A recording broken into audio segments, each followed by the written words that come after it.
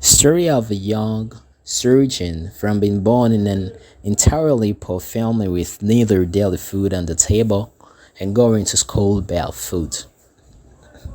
Once upon a time, a miner's young surgeon's son in Wales, his father had worked long hours at very low wages.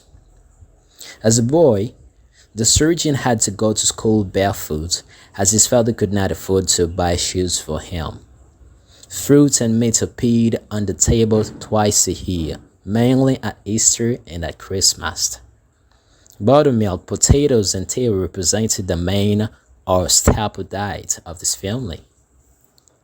One day, this young man said to his father, "Dad, I want to be a surgeon, and I tell you why. The boy I'm going to school with had cataracts. The eye surgeon operated on him, and now he sees perfectly. I want to do good like that doctor." His father replied, "Son, I've set aside £3,000, about $8,000, which have saved over a period of 25 years.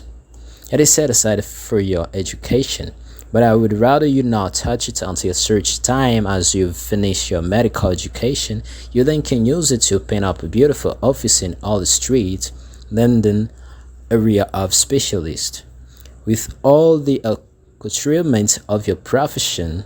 In the meantime, the money will be drawing interest, and you will have security.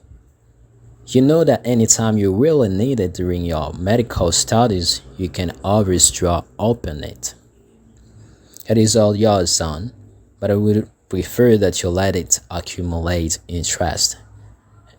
And on your graduation, it will be a nice nest egg for you." This thrilled the young man beyond words, and he vowed never to touch the money until he graduated from medical school. He worked his way through medical school, working in pharmacies at night and during holidays. He also earned money as an instructor in pharmacology and chemistry in the medical college. His whole idea was to live up to his promise to his father that he would never touch the money in the bank until he graduated.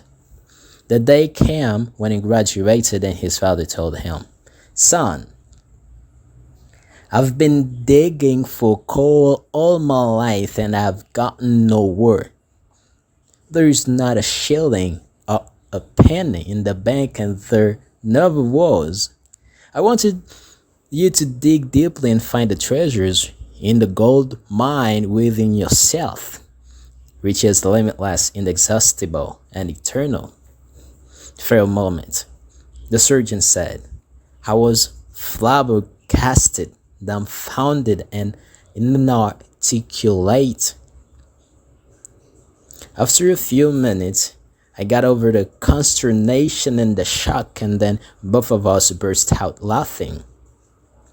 Then I realized that what my father had really wanted to teach me was the feeling of wealth engendered by the thought of plenty of money in the bank to back me up if I needed it. It gave me courage, faith, and confidence, and made me believe in myself.